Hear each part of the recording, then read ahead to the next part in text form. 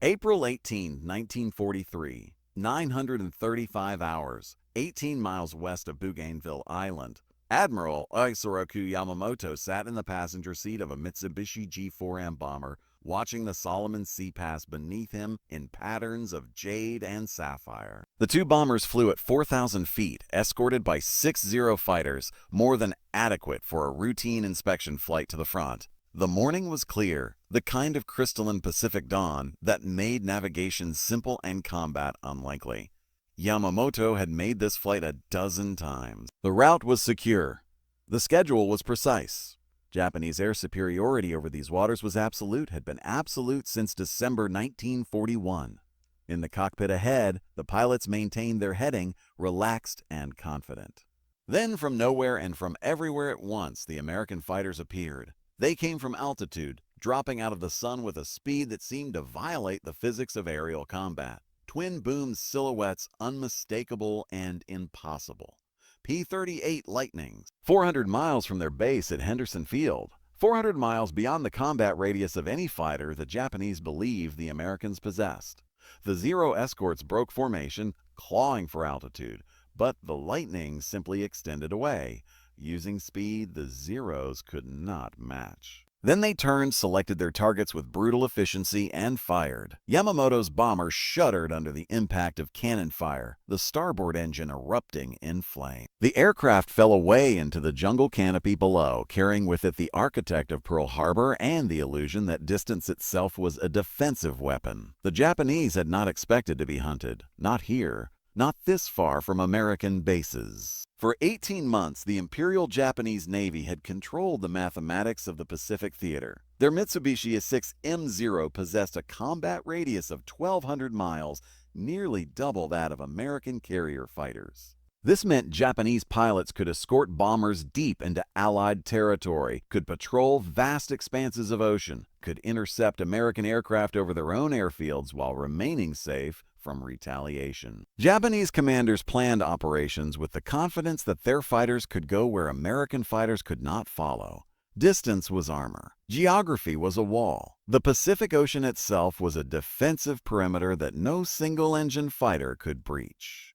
The P-38 Lightning made that perimeter meaningless. When the twin-engine Lockheed fighter entered service in the Pacific theater in late 1942, Japanese intelligence officers studied the intelligence reports with concern that gradually transmuted into disbelief. Combat radius of 450 miles with drop tanks, ferry range exceeding 1,100 miles, maximum speed of 414 miles per hour, 60 miles per hour faster than the Zero. 4 50 caliber machine guns and 120mm cannon concentrated in the nose with no propeller to fire through. It was a fighter that could fly farther than Japanese bombers, fight at altitudes where Zeros struggled for oxygen, and then run away from any pursuit. Japanese pilots who encountered the Lightning in combat filed reports that read like testimony from men who had witnessed something that should not exist. Lieutenant Takeo Tanamizu, a Zero pilot with 32 confirmed kills, encountered P-38s over Rabaul in October 1943. His after-action report is preserved in Japanese naval archives, the handwriting still precise despite the evident frustration. Engaged 4 twin-engine fighters at 22,000 feet. They refused combat, climbing away at a speed we could not match. When we broke off, they followed us, maintaining distance, observing. We could not catch them. We could not escape them. They hunted us like eagles hunt sparrows. Tanamizu survived the war. In post-war interviews, he described the P-38 as the aircraft that ended our confidence. Not the most maneuverable American fighter, not the most numerous, but the one that could be anywhere, at any time, and we could do nothing about it. The Yamamoto intercept mission had been made possible by one of the great intelligence coups of the Pacific War. American codebreakers had decrypted Japanese naval transmissions detailing the Admiral's inspection tour, including departure times, routes, and destinations. The information was precise, actionable, and useless, unless the Americans possessed fighters capable of flying 435 miles over open ocean, arriving at an exact location at an exact time, and returning home. Only the P-38 could accomplish this. 18 Lightnings launched from Henderson Field before dawn, flew at wave-top height to avoid radar detection, climbed to intercept altitude at the precise moment Yamamoto's bombers appeared, and executed the mission with surgical precision. The round trip took 3 hours and 20 minutes. Not a single American aircraft was lost. Japanese command initially refused to believe the Yamamoto intercept had been deliberate. American fighters did not have that range. American intelligence could not have that precision. It must have been a chance encounter, a catastrophic coincidence. But the P-38s kept coming. They appeared over Rabaul, 650 miles from Allied bases. They intercepted bomber formations over WWII, destroying aircraft on the ground that Japanese commanders had believed were beyond American reach.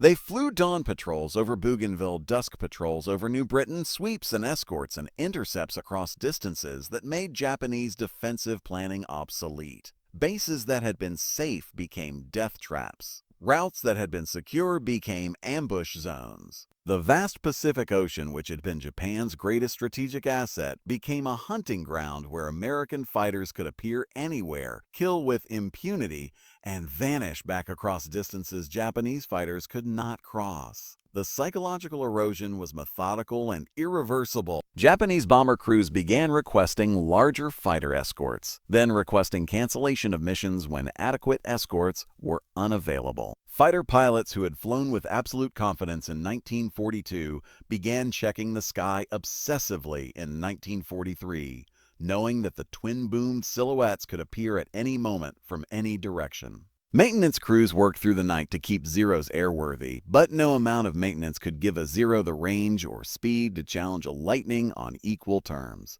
The Americans had not simply built a better fighter.